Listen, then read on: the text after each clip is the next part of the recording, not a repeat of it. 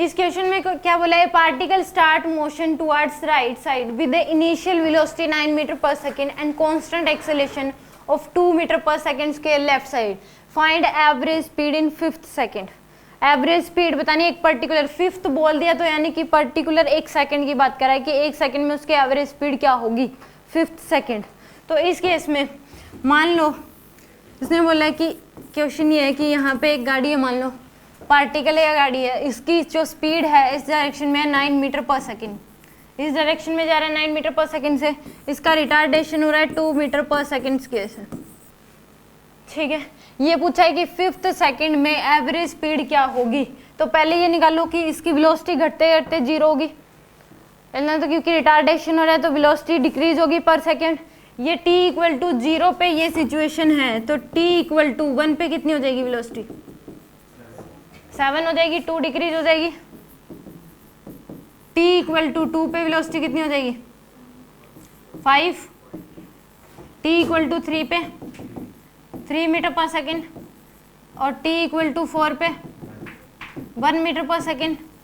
अब जो डिक्रीज होगी ये कितने, 0 कितने टाइम बाद हो जाएगी, आधी सेकेंड के बाद ही, यानी कि 4.5 पे इसकी वेलोसिटी क्या हो जाएगी, 0 हो जाएगी। और 5th सेकेंड की अगर बात कर रहा है तो t equal to 4 to t equal to 5 की बात कर रही है। 5th सेकेंड का मतलब ये होगा, तो यहाँ पे t इक्वल टू 4 पे यहाँ पे है, तो t इक्वल टू 5 पे क्या आ जाएगी, यहाँ पे होगी। t इक्वल टू 5 पे यहाँ से यहाँ तक 0 होगी, ये t इक्वल टू 4 पे 4.5 पे। अब एक्सेलरेशन तो इसी डायरेक्शन में 2.2 मीटर पर सेकेंड स्क्वायर का, तो अब ये इधर चलेगी और पर सेकेंड अब वेलोसिटी क्या होगी, इसकी इंक्रीज होगी। तो यहाँ पे t इक्वल टू 5 पे ही यहाँ पे होगी। अब t इक्वल टू 5 पे इसकी वेलोसिटी कितनी हो जाएगी दोबारा से, आधी सेकंड के बाद, t इक्वल टू 4 से लेके t इक्वल टू 4.5 से लेके t इक्वल टू 5 पे कितनी हो जाएगी, 1 मीटर पर सेकंड हो जाएगी। यहाँ से यहाँ तक 0 होगी थी आधी सेकंड में, तो आधी सेकंड में दोबारा से 1 मीटर पर सेकंड हो जाएगी, तो यहाँ पे वेलोसिटी इधर हो जाएगी 1 मीटर पर सेकंड। इतना समझ आया? अब देखो यहाँ से लेके यहाँ तक की जो डिस्टेंस आएगी, यहाँ से लेके यहाँ तक की डिस्टेंस भी इक्वल आएगी, क्योंकि यहाँ पे वेलोसिटी 0, यहाँ पे 1 है, यहाँ पे भी 1 है, यहाँ पे क्या है 0 है। तो यहाँ से लेके यहाँ तक की डिस्प्लेसमेंट निकाल लो या डिस्टेंस निकाल लो। तो यहाँ से थर्ड इक्वेशन ऑफ मोशन लगा दो, v square equal to u square plus 2as।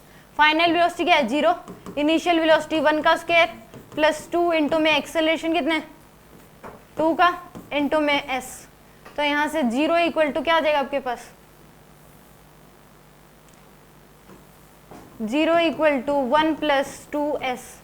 तो 1 इक्वल टू, और माइनस साइन आएगा क्योंकि यहाँ पे क्या हो रहा है, रिटार्डेशन है, एक्सेलरेशन और वेलोसिटी अपोजिट में है, तो ये साइन क्या लोगे, नेगेटिव, माइनस का 2as। तो जाएगा 4s। तो 1 equal to 0 equal to 1 minus 4s। तो 1 इक्वल टू क्या हो जाएगा 4s, s की वैल्यू क्या हो जाएगी 1/4 मीटर।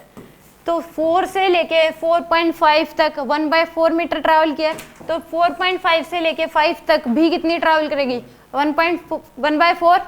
तो यानी कि ये भी 1/4 और ये भी कितनी हो जाएगी 1/4। तो टोटल डिस्टेंस कितनी ट्रैवल कर ली 5th सेकंड में, 1/4 प्लस 1/4 1/2/4, तो यानी कि 1/2 0.5। तो यानी कि टोटल जो डिस्टेंस आई है वो कितनी आ गई आपके पास 1/4 प्लस 1/4 यानी कि 2/4। तो आंसर आ जाएगा 1/2 यानी कि 0.5 मीटर। और एवरेज स्पीड जो होती है, एवरेज स्पीड क्या होती है, टोटल डिस्टेंस बाय में total time, total distance by total time. तो टोटल डिस्टेंस कितनी है 5th सेकंड में 0.5 मीटर, तो आ जाएगा 0.5 डिवाइड बाय में टोटल टाइम 5th सेकंड यानी कि 1 ही सेकंड है, तो 1। तो आंसर कितना आ जाएगा 0.5 मीटर पर सेकंड। तो एवरेज जो स्पीड होगी वो कितनी होगी 0.5 मीटर पर सेकंड। समझ में आया नहीं, श्योर? आ गया? कुछ पूछना है?